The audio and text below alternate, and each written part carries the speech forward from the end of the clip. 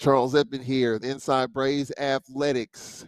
Football season is right around the corner. Had SWAC Football Media Day last Wednesday. MEAC Media Day today. That means it's football season right around the corner. 5 weeks away as we kick it off against Northwestern State. They had their media day. The Southland Conference had their media day yesterday. So we're going to be talking about the offensive line here on this edition of Inside Braves Athletics. As you can see, Braves offensive line coach Trumaine Watson joining us. We'll be taking your questions. You can text a question 601-301-2611 on X Tall Man Radio. Without further ado, let's get to Coach Trumaine Watson. Coach, how you doing, sir? Man, I'm good. How you doing, Mr. Charles? I am doing great, man. Football season is here, and I've commented to just about everybody, including at Media Day last week. Was there even an off season? Time flew by Oh, yeah. so fast. Oh, yeah. We rolling, man. It's here. I said as soon as that sun get to beaming, man, you know it's go time now. And it hasn't really been hot until this week. This is the hottest week we've had. We didn't have a summer, I don't think, until this week. Just talk about your guys' routine going out there, and what time do you all go out? Is it early morning like it is when camp starts next week, 6:30, 7 o'clock in the morning? What time you all going out? Yeah, so right now we've pretty much been going around about 10 o'clock. Those guys are getting out with the strength coach, man, doing some running, getting opportunity to kind of get out there. Bigger, faster, stronger is the goal. So it's been good, and then they hit that weight room in the afternoon. So they get it in twice a day, man, on running and lifting, and it's been awesome. Really, really excited about some of the body changes. That's what it's all about now. Making sure that body is all prepared and ready to play 12 games, if not 13. How important is this time going too fast or going too slow? Camp starts next week. So this particular week, do you slow down a little bit as you kind of get into camp, or is it kind of full speed ahead and then continue full speed ahead once camp starts? Well, I think, man, the way Coach Thomas does it, man, I love it, is because we kind of hit it full fledged. So when we get really right into that early August, we're already rolling. So the blood and the body's already pumping. So when we transition, it shouldn't be a drop off. You shouldn't have to pick it back up or tone it back down. You should be pretty much mellowed out, and pretty much ready to go. So it's been a great way, a great strategic plan for the things that we've done, man, to make these guys get really to be in position to be great. So I kind of love it. So especially, for a 300-pound guy, man, it's hard to stop and start. So once we get rolling, man, it's big for us to just continue going. So seeing those guys out there already kind of running around and getting an opportunity to prepare themselves, I tell everybody, prepare yourself to play 80 plays. So, just preparing yourself, man, and being juiced up about it is going to be awesome. So it shouldn't be you shouldn't have to gear this thing back up. We should already be rolling. We already went up the hill. We shouldn't be going down the hill. We should just be coasting, ready to for this thing to happen. What type of shape when you saw your players a few weeks ago for the first time after the little break, what kind of shape were they in? Did you expect them to be? Is it good for them to be out of shape and you kind of build them in shape? It's good, I'm sure, for them to be in shape as best as you can. They're not in football shape, obviously, but what type of shape were they in when you saw them? So they had already been in a little bit of shape because I kind of put a little pressure on them from a distance. I wouldn't come back to this place and don't allow me to see you anyway. Out of shape, and more than anything, it creates competition. With that room this year, man, we're pretty deep. So guys come in out of shape and not ready to roll. There's some guys here that's looking for the opportunity to get a chance to play. So, just being in shape, doing something. I preach these guys every day, find a way to, be better. Just be better. Go out and do something. And, the biggest thing, man, is preparing your body to be in that heat. God kind of blessed us to be healthy guys. So we're already, 300 plus, that body frame with the heat and you adding on the pads and stuff. So those guys they don't get a chance to come in and get in shape. Those guys got to come into camp, into fall, like OTAs, like they got to come into that stuff already working out to get their body going. And you can see the ones that kind of worked out really hard or did something. And you can see some of the guys that kind of just tried to use God's ability. Because one thing about it, that heel won't lie. That film will tell you, hey, these guys might be out of shape. So if you're looking at yourself on tape and you look like you're out of shape, you got some work to do. So they should come in some type of shape already, man. I've often wondered in football what these conversations are like when you're not around them in the summer when they have that little bit of a break and they say, "Well, coach, I'm working out, I'm doing this and I'm doing that," and they're showing you videos, but they may be playing video games instead of staying in shape. It. How can you tell the connectivity with these guys when they're not with you, when you're not around them, when you're not in the weight room with them, when they're at home? I'm sure you're communicating with them, but how can you tell what type of shape that they're in when they're at home and eat mama's cooking and all that good stuff? So I tell you, man, that the fastest thing, especially with O line play, is like I tell them is whatever you're doing, I've done 3 times around the sun. So, you telling me that you're doing one thing, I've did the same. I've had an O line coach that I told him, Coach, I'm working out hard. And I might be kind of doing something, not really a lot, but I could have been doing something at the time. But man, the good thing about it is God has blessed us nowadays, man, with these devices that these guys just can't put down. So, these guys and those guys want to see themselves on camera and doing different things. So, it doesn't take much for me to see, if you're struggling in a stance and doing stuff. So I kind of challenge them guys to record yourself, see yourself, let us see what you're doing to see, some of the things. And more than anything, they may see you doing it and you may, encourage another teammate to, oh man, such and such out there working. I might need to go, and that's what competition creates, especially if I'm a returning starter and I see some incoming guys posting videos and of them working out or preparing themselves, I might get going myself. Like, oh man, and that's just the competitive nature of life. So I think that's the biggest thing, man, is just making sure that you guys are, you're working out and you prepared, and you can't fool me because you can't outfool that whistle. You're not gonna fool me. That whistle will get you going. The whistle's gonna be right all the time. So for the most part, everyone stayed. All your linemen pretty much stayed in the best shape that they could be in. So when they got here a few weeks ago, they were kind of ready to go. Yeah, man, it was exciting. I can just tell some of the new high school well, not transfer, but new high school recruits that we brought in. It's a change of pace for them. Some of them guys probably were working out back at their high schools doing different things, but the speed is different. The weight that you're moving is different. I kind of walked past there in the window one day, just wanted to see those guys. Just excited to see them, man. Early on when they got back, and I kind of seen some of those high school guys, like kind of like just looking at some of the weight, like, man, these guys got a lot of weight on the bar, which is good. But that's what they'll adapt to that, and that'll be the creative mindset that they have. So it's good to see them guys coming in, and I don't expect them to be on the level of a 5th-year returning guy, but for them guys to want to get out there and compete and want to put themselves in position is good. It's a great sign to have, man. I'm juiced up about it now. Well, let's talk about your O line. How many? I remember last year you gave the number 17. You had 17 Mm-hmm. guys out there last year. How Mm-hmm. many do you have out there this year? This year I have 19 going into camp. 19 going into camp. Okay. Yes, sir. So what is the typical number? I mean, 17 last year, 19. Is that kind of the Mhm. way it works when you start in July and in August and it kind of whittles down? You would love to keep everyone, but what is the optimum number at this point and an optimum number to start the season with? So I mean, majority anywhere between 17 and maybe 20 and 20 being on the high end, probably more of your FBS guys that get into that room. But the biggest thing is from our O line, especially our coach's mindset, is we really want to make sure we have a legit 3 groups. So 15 plus, you're okay, but things happen. Guys, fall. Injury does happen. Guys, hey, say I don't want to do this anymore. That's the realization of life. So you always want to give yourself some wiggle room to be able to kind of plug and play and do something. But one thing I tell you about this group right here, man, I tell the world. I've previously had groups that I've been about, 10 deep. Maybe a strong 11. I've got a good 14, 15 guys that can play on any team in FCS right now. And I'm pretty juiced up about it. Like, it's a great problem to have. So, it's going to be fun, man. Is this the deepest?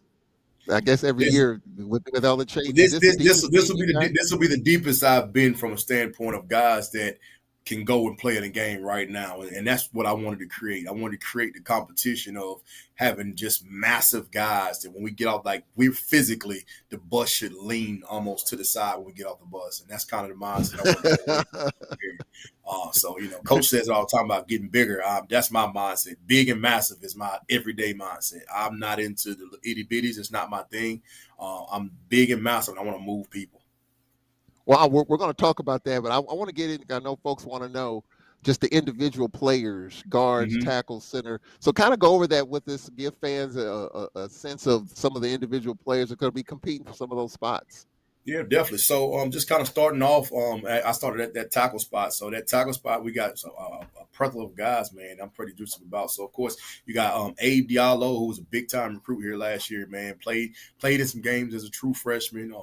This should be a sophomore. He's coming in. I mean, he's 6'6". He's put on some weight, man. I'm excited about it. I think he's right around that 308. Last year, he played at about 280. So I mean, when he walked in the building, man, to see him with his little wingspan and everything was just awesome. So he's gonna be one that I'm really really excited about. Jackson Pickett, played in 9 games last year. Played in a lot of games. Kid played over almost 200 snaps last year. So he has massive reps at that tackle spot. So, really going to be really good. And he has the ability to swing and do some different things. So, man, he's going to be really good. And he knows the system. He's smart, athletic kid. So, really excited about him. We got some new guys coming in. Shardez Taylor, man, was a big time recruit out of Vicksburg. Left Vicksburg, kind of went to Southern Miss. Left Southern Miss, went to East Mississippi. Was a starter at both places. A local kid, man, that's going to be really good, really athletic. He's another 6'5" kid, 300 plus that I'm really excited about. He's been playing football a long time and really had, so he's going to come in and push these guys a little bit. And, it's going to be fun. I recruited him hard. And I said, hey, man, it's time for you to be the man in the city again. So I'm really excited about some things he's going to add to this thing. He's going to push that tackle group a little bit. Transfer from UTEP, Andre Barton.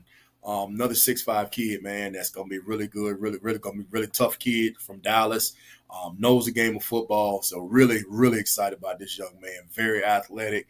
You just see his body. You see his long frame. That's the biggest thing with those tackles, man, just having long frame and long arms. And when you see him run, you see him work out, he's the first guy to take his shirt off. So I think sometimes he forgets he's offensive lineman. So, we go out there and I'm like, hey, man, that guy there got some muscles, to be on the heavier end of offensive line play. But really excited about it. Going to be really good. So then of course we got some the key of the group is going to be Rashawn Gillespie. Rashawn Gillespie was a starting tackle last year during that UAB game, but of course had a season-ending ACL and. Man, to have him back just in the room, man, is awesome. So he's kind of the old man of that tackle group. So, just having him back, though, it's good to see him out there getting himself back rolling. He's 100%. That knee's not bothering him. So, I mean, man, there's some guys out there that can play. So, we had to get better at the tackle spot. There's no secret, and we got better. I think we got better than better. And I'll say it on wax, on paper, whatever it is. We got better, and I'm pretty juiced up about it because some of the better guys in the conference are defensive end guys. So we needed to load up that spot and create a little girth there and some length to be really good. So that tackle spot, man, is going to be one to watch. Now going into those guards, man, we got a freshman All-American returning, Cameron Rogers. I'm going to say it because nobody else said it. I'm highly upset at the SWAC. That kid was robbed. I want you to know that kid was first-team All-American, the FCS. There's no way he's not preseason of the conference. I'm glad he doesn't care about it. But as a coach, I pour into him, and I'm big on developing young men. And I think that kid should get the accolades he deserves. And I could care less about the awards, but the kid works hard for it. And the kid did an amazing job for us last year. So that's my 2 cents on that. But Cameron Rogers is going to be really good. Returning All-American kid, really good. Has lost the weight. That was one of the big things with him. I challenged him all summer. Hey, let's get some of this weight off and be really good. He came back into camp. And he said, Coach, I'm down 35 pounds and you can see it. So I said, I can only imagine what you did with the 30 you had. Doing some really good stuff for us. Now he's lost that and gained some strength and added some muscle to his body. He played, all 12 games as a true freshman. So that's a big thing for him, or all 11. But to come back, man, is really going to be really good. So I'm really excited about it. Jaden Bryant, he's one of my Norfolk State babies. I kind of brought him with me. I recruited him hard to Norfolk State.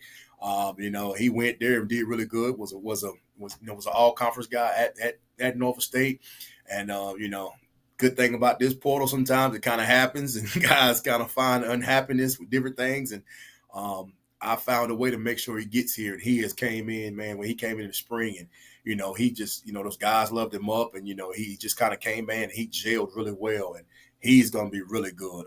He's a massive kid. If you see him, he's gonna be really big inside. So he's 6'4", 320 plus. He's really big. Probably the strongest guy on our team. Like I said, you go down there and watch him. He's repping 500 plus on the bench. So anytime you're moving that type of weight, you can only imagine moving people. So he's gonna be really good with that. I'm really excited about it. True freshman coming in there, Derek Cooper, from Rancho Cucamonga, California. He was a kid that was recruited really high on my board. I was really excited about it, and we brought him out here multiple times to the yard, just games and different stuff. Just wanted him to love him up. We sent the coach to Cali to go sit down with him. The offensive coordinator went.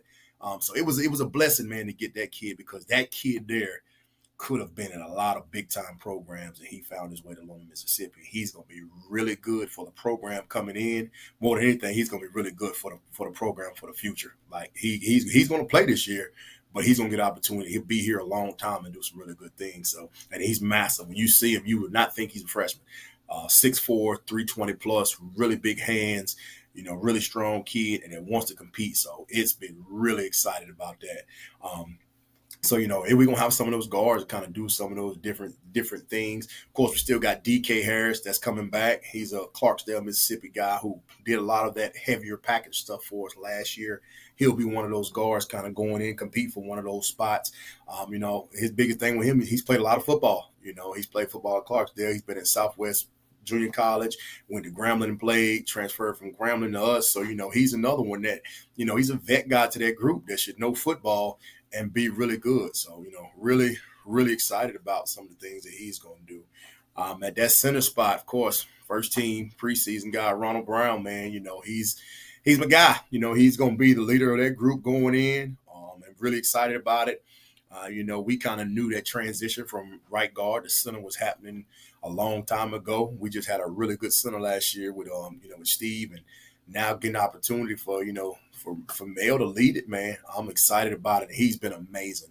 The thing to see how he gels with the guys and how they listen to him and follow, and just how they watch him, man, is really good. So he's gonna be really good. He's gonna lead that thing, and if I'm not there, he kind of can run it by himself. So he's a player's coach. Like I said, that kid there, man, can really do it. I'm excited about it. And back, kind of that other center, man, that's dead on top of him. And when I say split down the middle, dead exact same person, is Jay Wynn. He's a transfer from the Kansas, the Texas JUCOs, man, and he's one that's really good. Came in, had a boatload of offers coming out. Power 5 offers. Just a kid is like, Coach, I don't care about all the bells and whistles. I just want to play football. So, he's from Austin, Texas, where, he's football bred through and through. Man, the kid just works. He's tough. He's nasty. And when I say he's nasty. I'll say it again. I love it. So, man, it's some guys in there, man. I think it's going to be really good. And we got some young kids that's going to come in and continue to kind of battle those guys. That center spot, we got a Christian Edwards. He's a young kid from Lanier. He's just going to come in and get an opportunity to compete. We still got Jordan Towns, who was a transfer from last year from California, who's pushing up on him at that tackle spot as well. So we got some guys that come in is really going to compete, that we're overly excited about, man. It's going to be fun, man. I'm this group here is, like I said, I tell everybody, man, in 15 years, this group here, first of all, probably been the biggest I've had, but more than anything, they kind of understand it. So it's going to be a little fun. I was going to ask about that, Coach, because I've talked with different O-line coaches over the years. And one year you talk to an O-line coach, they says we got to get smaller, we got to get quicker. But then the next year is like, well, we got to get bigger, maybe not as fast. Where's this now with football and this spread and no huddle? What is Trumaine Watson's philosophy on that? Would you rather be bigger and maybe not as fast, or leaner, meaner, and quicker? You've got guys of all sizes, of all girths. What's your general philosophy on that? So with me, it's always going to be, I'm always take them, first of all, really long. And so I just give it to you. At the tackle spot, I'm always looking for guys with long arms, long frames. That's a big thing with me. So if they're really long, with like really long torsos and can reach people, that's big for me. Never really, like you see a lot of guys, oh, I wanted to be 6'5", I wanted to be this. I had a All-American in Norfolk State that was 6'3.5" at left tackle. So, but he had really long arms. So it's certain things you can do. And inside, I always want the biggest human being I can find. I don't want him 400 pounds, but I want him if he can physically be 6'3" plus, 300 plus, really big and strong. I'm always going to take them type of guys. So my inside guys, I want them really big. Outside, I can take them a little leaner, but long. But my overall mindset is I could carry like you being 6'9", 200 pounds, and you're supposed to be very so athletic. You can dunk a basketball, like all that's great. But I'm in the people moving business. So everybody else might be, I'm not in the commercials. We actually move. We want to move equipment. So I'm in that type of business. That's always gonna be my mindset. We got to move people. So I'm a part of. Yeah. I don't care if it's cars, people, trucks. They need help with 18 wheel on the highway.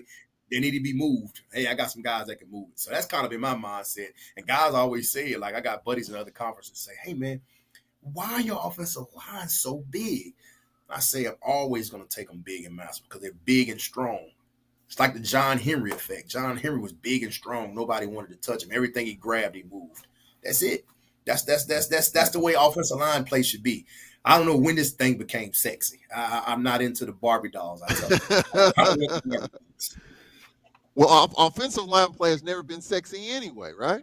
There ain't no doubt. Well, it's become that, man, with the spread now. You see it sometimes. It's like, guys want to go left and right. I'm not in the left and right business. North and south, man. The fastest way to get to that pole is straight. And I want to get that way. Yeah. And then with offensive line, I mean, you look at something like the tush push, in which, I mean, You need some strength with what that. do you think of what do you think about that? Could that work? Well, I think we even have tried that a little bit. Oh, What do you yeah. think about that particular play?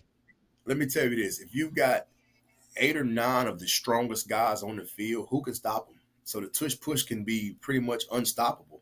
And that's kind of what happened with a lot of with Philly kind of doing it. They were really good up front. They were really big. They had a 6'8" guard and another 6'7" guard. So they had some of the bigger guys on the field. Science says if I take 6'8" and I take 6'3", 300, it's just you get into those scientific measurements. Science says you should go vertical. You should be able to go forward at least for 1 yard, right? So I'm in the science business. I want the big guys to move little people. I'm in that business. So call me the mad scientist. Let's do that.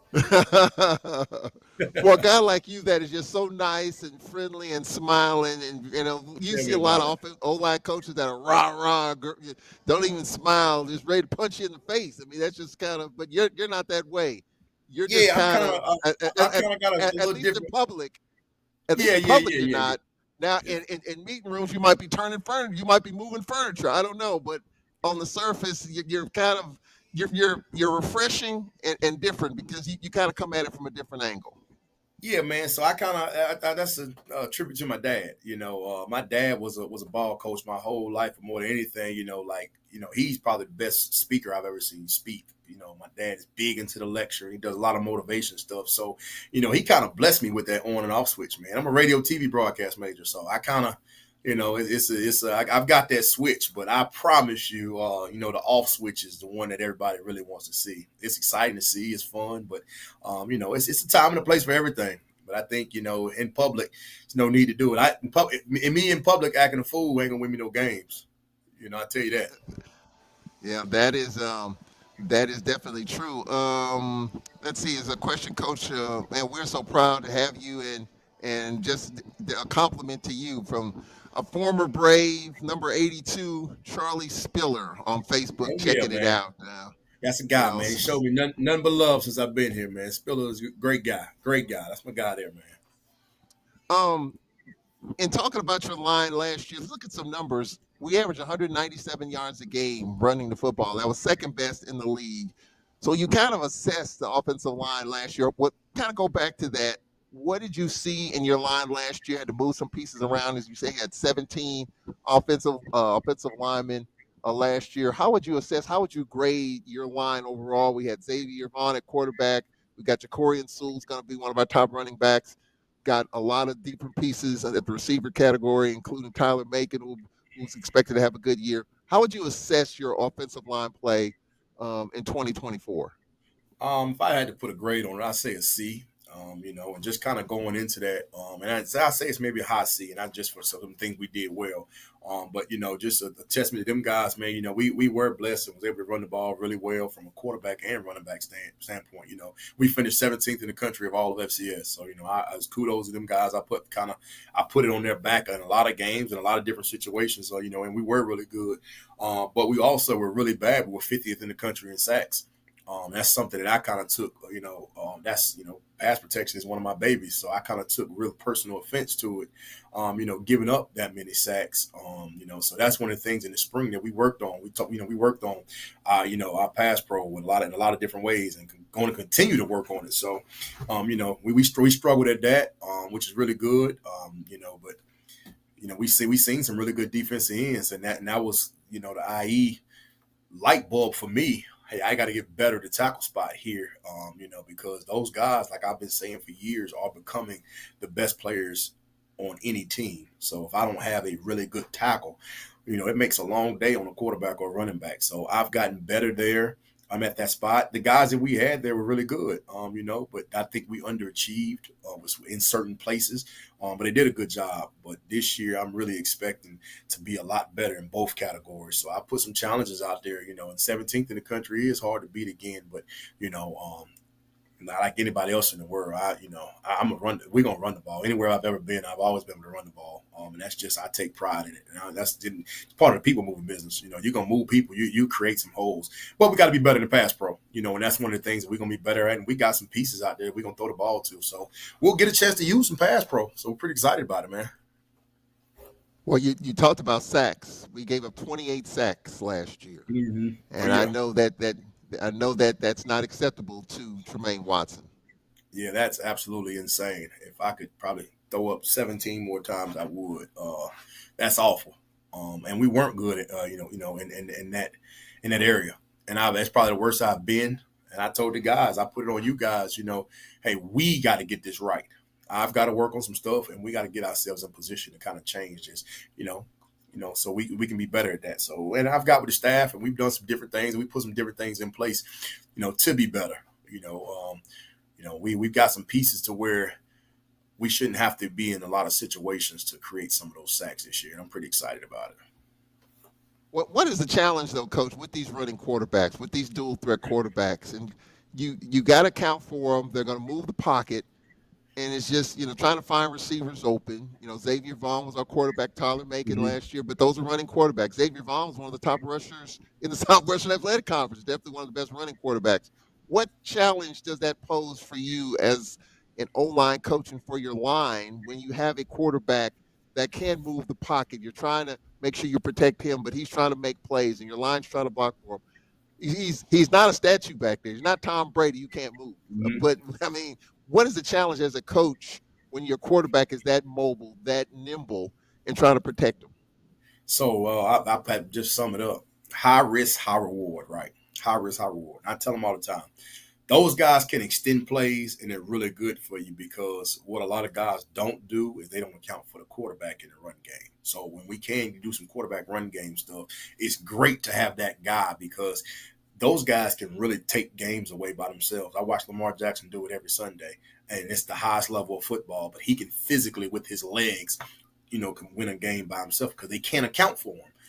So it's super high risk reward. But what they also don't understand, and I've spent time with our quarterbacks, and along with Coach Gales, the offensive coordinator who coaches the quarterbacks, what them guys don't understand a lot of times, and I mess with them about it. But it's safety and it's smart for me.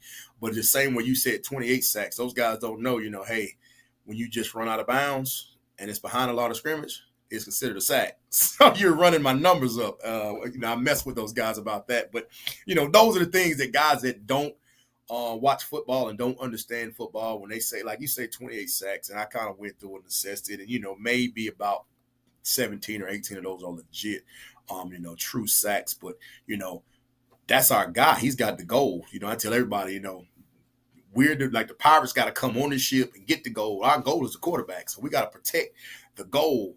So when he does run out of bounds, we're saying thank you, don't touch him. But on the flip side of that, and that's what O line play comes with. That falls on us. So you may go into a game and you may look and say, God, these guys gave up 7 sacks, but we got pressured and we just ran out of bounds. So it's some IE points in that you got to be with. But man, having that guy is special. I'm gonna tell you, but because in our minds, we kind of have a clock to a certain extent. And that's the hardest part about O-line play is taking that clock away of how long I'm blocking, how long I'm blocking, how long I'm blocking. Like, what are they doing back there? But running quarterback, you get an opportunity to, he's got a clock too. Hey, if it's not there, I'm going to get on down. And sometimes it works out. But the hardest thing for O-line play is we don't know where that guy is. So I think that's the hardest part is, of course, we set protections, we set schemes for him to be in different places. But when it breaks down, it's time for him to run around. We don't know where he is. So sometimes we may move somebody right into where he's going just because we don't know where he is. So, it's the give or take with that a lot of times. And more than anything, I teach my guys is when that guy is running, you need to be full speed trying to protect him because I'm talking about any level of football, if that quarterback's got the ball in his hand and he's running around, I promise you they're trying to get to him and they're trying to put some hands on him. So, we got to make sure we protect that guy. Yeah, that's a good point. And many fans don't know when the quarterback does run out of bounds behind the line of scrimmage. That's what that is. Just as in the stat sheet, that's a sack. No doubt. Really, Yep. really interesting. Penalties, coach. The false starts and all of that. Talk a little bit about that. The holding penalties. I mean, we talk about it. There probably is a holding penalty on every play. How would you assess? How would you assess the way you're trying to avoid some of those holding penalties because they were drive killers that were during the course Oh, of the no doubt. season. No doubt.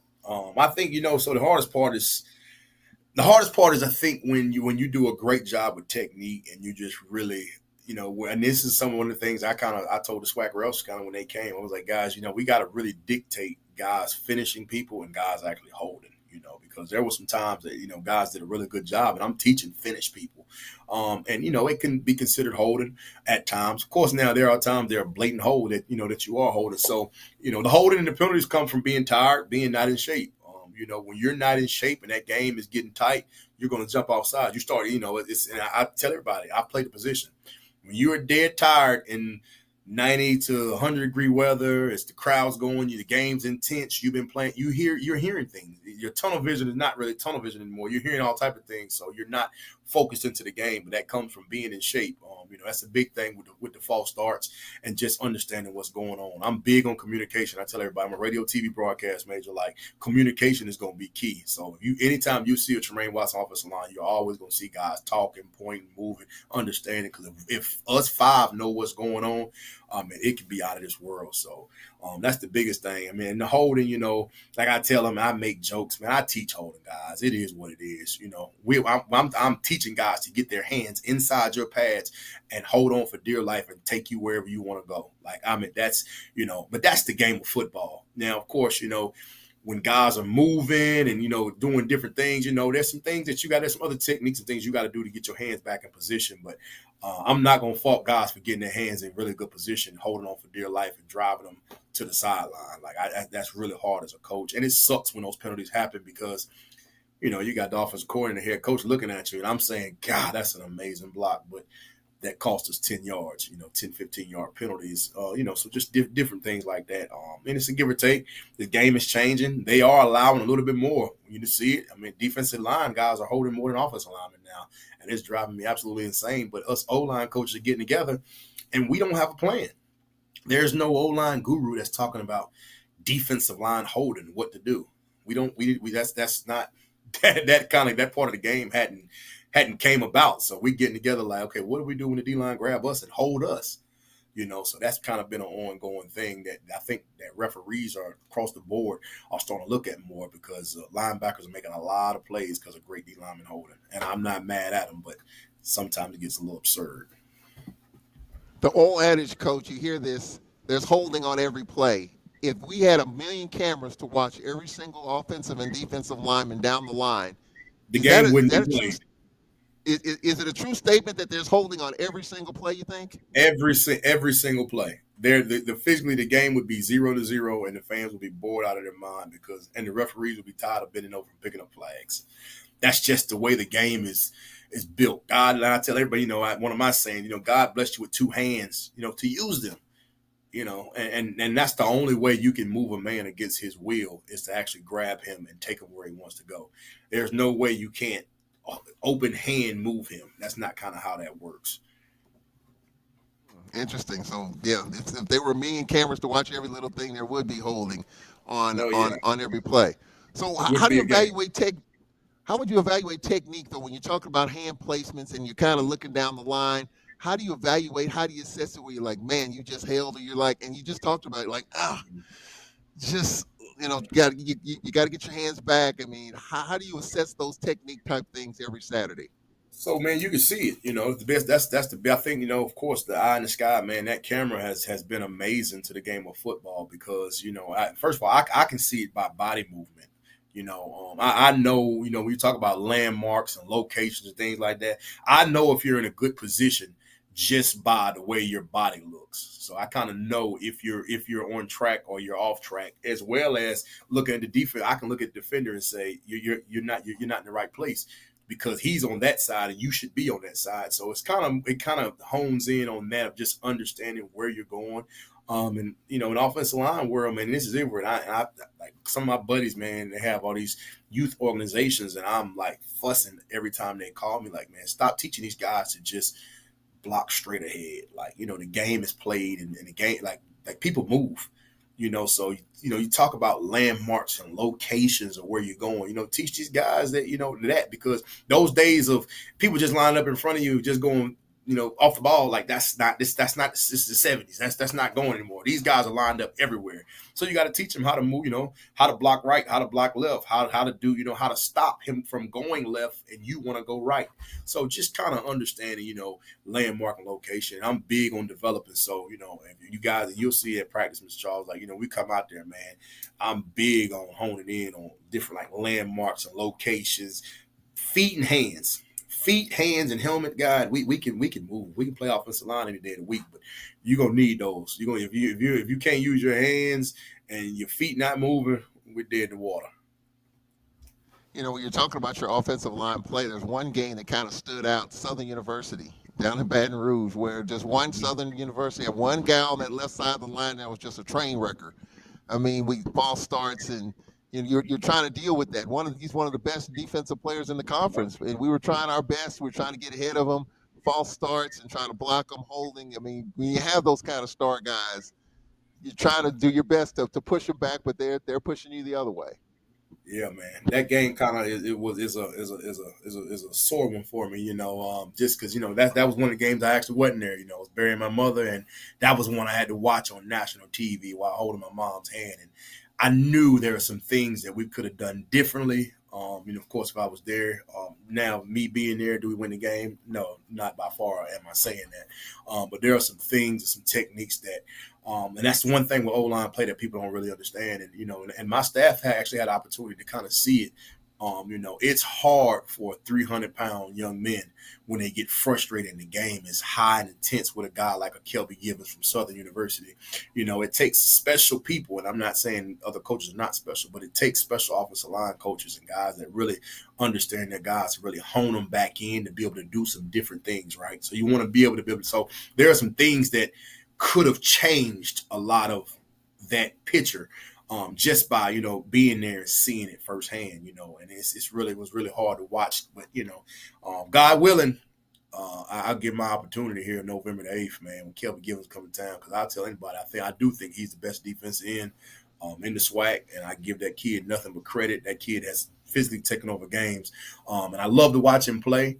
But more than anything, I'll be excited for him November the 8th. I think, when you want to play against the best, that's when you want to play your best. How has offensive line coached changed over the last? You said 15 years you've been in this. How has Yes, it sir. changed? How has O line play changed? Of course, with the different schemes, but just even coaching. offensive line? How has that changed over the last decade and a half?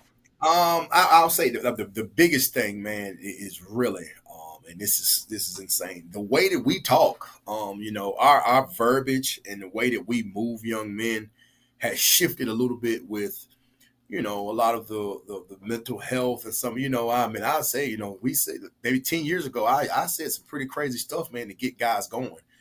But you have to be careful nowadays with how you say things, with just the mental health of today's generation, as well as those guys are they get it, but everybody doesn't learn the same way. So I think the scientific part of O line play has become more. Guys are really starting to understand. Really, we were kind of setting our own ways, and I'm big on like researching and developing myself.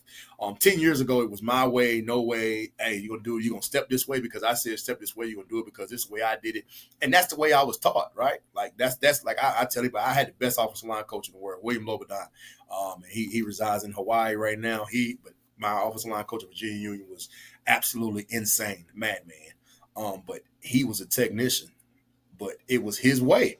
I took a lot of that when I started coaching, and I tried to be him like to the T. I mean, it was just going crazy, throwing stuff, and I'm like, yeah, but they're not really that this generation's not understanding that. So I think the biggest thing that I do that separates a lot of guys now, man, is I got a big open door policy, man, and I force my guys to come here and talk about anything but football. Because I think they have this newer generation has so much going on, man. So you'll be surprised when you can just debrief these guys a little bit, just kind of decompress them.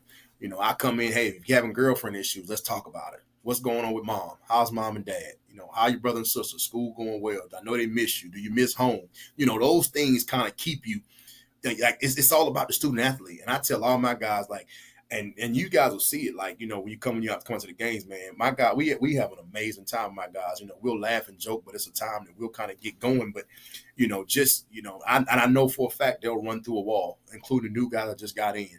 If I say, hey, I really need this wall knocked down, they say we got you, and that's just because I care, man. If you love them up, and I'm big on that, you love them up, man. You'll get them to do anything. I kind of stole it from Reggie Barlow, man. He used to say, how do you spell love? And for like 3 months, I used to say, LOVE. And he would ask me every day. And I'm like, why does he keep asking me this? Like, I can spell. I got 3 degrees. But we kind of talked about it, and he said in a meeting one day, and I was like, got it.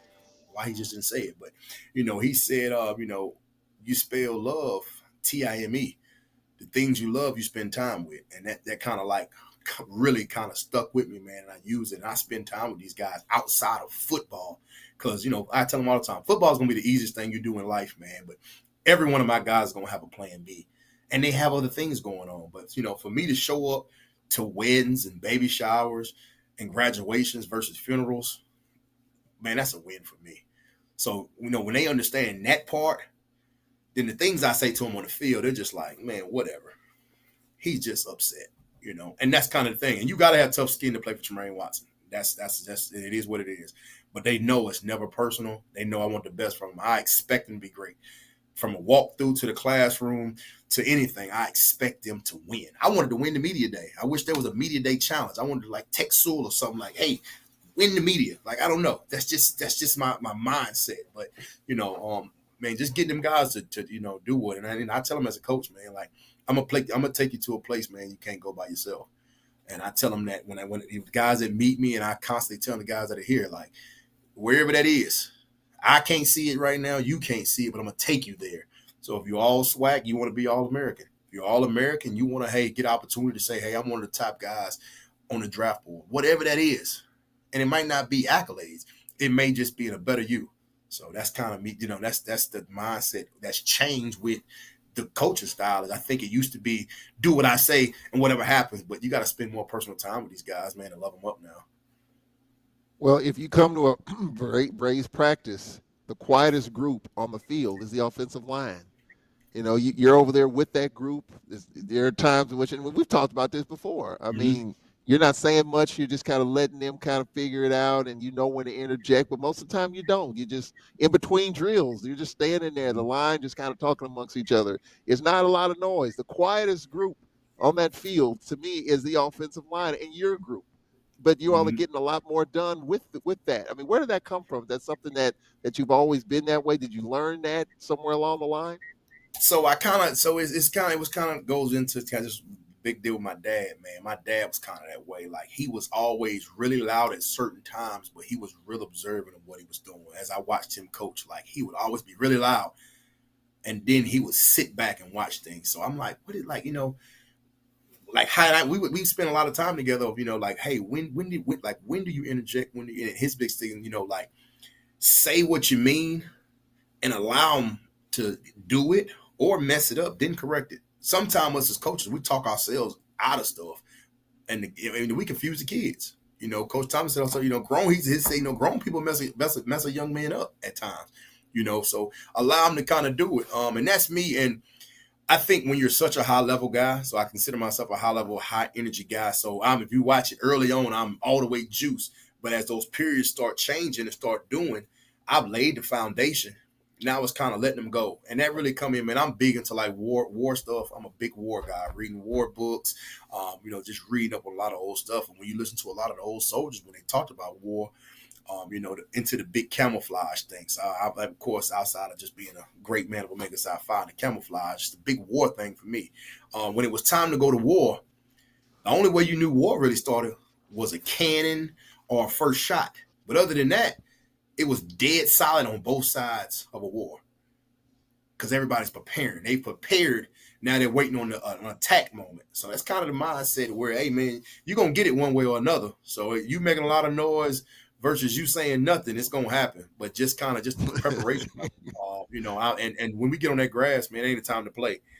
It's got to be work. But more than anything is offensive line play is so technical, man. It's so much going on. Like you got to have five guys doing the same thing at the same time. So you got to spend a lot of time explaining and understanding things. We see a lot, man. Including we see that amazing Brave defense every day, and I'm like, guys, these guys are flying all over the place. They are everywhere. So I tell anybody, like, we see the best defense, in the nation every single day. I mean, it's a great thing, but we got to spend time with it to get good at it. We're talking with Braves offensive line coach Trumaine Watson. You can text a question 601-301-2611 on X Tallman Radio. Coach, a question from the text line. What does success look like for the offensive line? Rush yards, passing yards. I think we kind of hit on it a little bit early. So what does success look like for you as far as your guys up front running the football and throwing the football? Gotcha. Here you go. 2025 offensive line season goals. Here you go. Write it down for anybody that's listening, and we let the world know these are the things of how we dictate our success plan. One or not, if not 2,000-yard backs. That means we've ran the ball really well. We like to be first in the SWAC in rushing. We want to be top 15 in all of FCS rushing. We want to be top 15 in sacks allowed in all of FCS. We want to be first in sacks allowed in the SWAC play. I'm not really, I don't care if we get 1,000 pancakes and knockdowns and all that. That's not really been my forte because you can have 1,000 knockdowns and be 0-12. But we can say, hey, you knock people down every play. So that's a big success plan. But more than anything, I get them guys individual goals, and that individual goal might not be, you know, we take things for granted as a coach where, Mr. Charles, I'm going to say, hey, what's your goal? You may say, oh, yeah, I want to, 100 knockdowns, 17 pancakes. But let's think about the young man that's coming in, and he's not a starter, but he's just, really busting his butt to really get opportunity to play. His goal may be, coach, I want to travel to 5 games and get an opportunity to play 30 snaps this year to prove myself going to the future. So everybody's individual goals kind of change and different. So, we have a group success plan, but I challenge them with individual success plans. And I've got one for myself as a coach. My group, we did really well last year. So the pressure is on from a standpoint is, we can't take a step back. So, we were second in the league last year. We got to blow the top off of this year, man, and rushing to be really good. And I hated our position in sack. So we better be better in the sack play in the SWAC. So the numbers got to go up. And the players got to go up. So I'm excited about it. But more than anything, I want to see a new and improved group just from a mindset thing, man. I still preach that knuck if you buck. But, of course, our deal this year is, we're still knucking and bucking. But this year, leave no doubt. And that's our offensive line mindset going into the year. So, we left a lot out there last year, and that left out there was the sacks. That where we got to be better. So, put it all together, man, and be a complete unit. That's what success really looks like. And speaking of that, from another question from the offensive line perspective, Coach, you talked about running back with Jacorian Sewell at media day and quarterback. From your perspective, how are we looking at those two positions, running back and quarterback? Man, that running back room is loaded, man. That's fun. That's always fun as an offensive lineman when you can look back and you got multiple guys that'll be back there that can do some special things. So that's always good. And then on top of that QB room, last year, that was a spot where we didn't know who the guy was going to be, and Vaughn had got hurt at one point in time. Trey came in, and but to look back there now, man, we got three guys competing for a spot, and sometimes you may send that first group out, and maybe another quarterback. You send them out again, and maybe another one. So we got three guys back there competing, man, and I think it's going to be really good. But, I think, Trey is going to be really good just from a standpoint of he kind of knows some of those returning guys. They kind of know the system. So from a comfort level, it's kind of been that. But like I said, them other guys, man, have came in and kind of tore it up as well. So, and it's always fun when you got pieces around, man. I think offensively, we went and got some pieces that allows us to have a complete game. And I love it when I talk about a complete game. I think we should be able to run or throw the ball, and that's on anybody in the country. So we were really excited about it. Of course, the Braves open up on a Thursday night against Northwestern State, a team that's picked ninth in the Southland Conference. They had their media day yesterday, so we'll talk about that here in a moment. Coach, this offense obviously is dynamic. The box storm, a question has come in about that as well.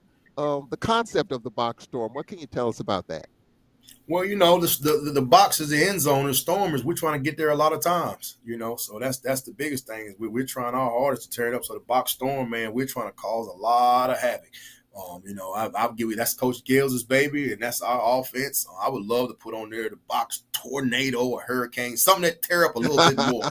I love the storm. I'm with it, but I want to come and tear. I want to tear some more stuff up. But that's who we are, man. Like that's really who we are. We're the box storm, man, and I love it. I love it. I'm like, from a mindset, it's just, hey, we're the storm. If it's 90 degrees that day, man, when we get off the bus, I wanted to get dark so they know the storm coming, and I mess with them guys about it. And those are the type of the conversation, man, that they like. You got to give them the buy-in to what they're doing, man. When you get them to buy in, man, it's fun. And these guys are bought in. I'm excited about what we got going because, they're really understanding, the direction where we're trying to go. And we kind of let it be known, we underachieved last year. We left a lot out there. So, we love it. I was hoping they picked a 6, honest to God, in the SWAC just because, we weren't where we needed to be, but we are where we are, and the goal is to be in Atlanta, man. However we get there. Well, last year we were picked to win the Western Division. This year we're picked to finish second in the Western Division behind Southern University. So I mean, this is those predictions. It could happen, it could not. That's why you got to play it on the field. They're good conversation pieces. Oh, no doubt, no doubt. I mean, everybody's got to play everybody, so I could care. I mean, that's whatever. Coach, what are some of the biggest challenges from Peasy chiming in? What are some of the biggest challenges he faced last year, and how did you overcome those? I think one of the biggest challenges, man, is just that depth. We had some guys that can plug and play, but we were young. Man, I had some young freshmen that were. I played 3 freshman years last year. Was forced to play in 8 to 9 games, and sometimes you may think a young man is completely ready. Even him with the young mindset, he may think he's completely ready, but there's some guys out there that might have been playing football a little longer, and that transition was a little hard. So I think that might have been the hardest one, is especially at the tackle spot. There's one time I looked out there, man, I had 2 true tackles starting out there, and that against in this league here, man, against some of these defensive ends. That's one of that's one of the give or takes. You hope that doesn't happen where you have to get a true freshman on a guy like Kelby Givens or a guy like Byron Cage from Grambling. You don't want those young guys on them guys, because them guys, it could be a long day for you. So, but the depth helps. I think the biggest thing is the depth. You creating a lot of depth and becoming better at that spot makes it a little easier, because things do happen. And I'm a realist, and I knock on wood, and and talk to whatever God, I just, the guys that people serve and everything, but, you don't want anybody to get hurt. But in this game of football, it's a violent sport, and guys have to understand it's a violent sport and things do happen. So, guys are going to have to play. So having the depth is good. So the biggest thing was the depth, having multiple guys that can go out there. And right now, I could play 15 guys in a football game, and I could be a-okay, which is very rare on any level of football. Well, Coach, I can share a story with you. Several years ago, we played the University of Arkansas in Little Rock. We had 80 snaps with 5 offensive linemen. We only had 5 for that particular game, and they played every single snap. That's a story that I will never forget. As an offensive That's a line, beast. that's a nightmare playing against one of That's the a top beast. teams in the country. Yeah, that's a beast there. You really don't. That's not fun. That's not fun for the player or the coach because the players got to watch it. Excuse me, the coaches got to watch and the players got to do it. But then on top of that, guess what? The coach got to do again. He's got to go in the building and watch it again. So that's Yeah. never fun against those type of opponents with those many plays anyway. Yeah, interesting. We talk about the numbers. Finally, Coach, here we are, the final week before camp starts. Talk about the schedule going forward here over the next few days. When does camp start? What time does camp start? Yep. So we're gonna be guys will be reporting back in, man, on Monday and then Tuesday morning, man. We're gonna be rolling, hitting the grass. I think we're gonna go out. Coach hadn't exactly set the time where we're gonna be, but I promise you, the sun will be out, the speaker will be out, guys will be in purple and gold, and we're gonna be excited to be there, man. I think that's one thing that's a little different from last year. I think that first sometime, man, when guys pick you, to finish high, sometimes it could be a two-way go. You could be really high about it and really excited about it, or you can be really like, I really don't need that pressure. This year, man, hey, man, let's go to work. Let's go to work. So, it's going to be guys juiced up, man, about getting out there on that grass. The guys are excited. The coaches are excited. The fans are excited. You guys deserve it, man. You guys deserve it. And I tell anybody, man, that Brave Nation is amazing. And since I took this job, getting an opportunity to see so many people travel, man. You see people in the hotel. You see people at the airport. You see it everywhere. So, to have that A on your chest, man, is exciting. And we got to get these guys to really buy back into that and have fun with it. So, we're going to get everybody juiced up, man. We're going to get everybody juiced up. I want them doing a wave in the stands. I want it all. We're going to get everybody juiced up, and we're going to get this Brave Nation going, man, and get the Alcorn Braves going. I'm so tired of hearing about guys talk about, you guys were really good in the East. Now they're not really good in the West. So, man, who cares? We're going to bring the Alcorn way back, whether it's the North, South, East, or West. We just want to play really good football. And that is a great way to end it. Coach, we really appreciate you coming on. Good stuff, man. A lot of good comments, a lot of good conversation, and looking forward to camp starting next week. Man, I appreciate it, Mr. Charles. Look forward to seeing you, man. We'll see you next week, Coach. Appreciate it. All right, thank you. That is Braves O-line coach Trumaine Watson, ladies and gentlemen. Good stuff. We appreciate all the questions, the comments, the texts, the tweets.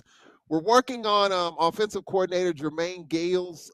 He's expected to join us next week as camp starts. That might change as camp will be getting underway next week. We'll update you via social media. For our producers, Jamario Brooks, Cedric Tillman, Charles Edmond, glad you can join us for Inside Braves Athletics. We'll talk to you again soon. So long.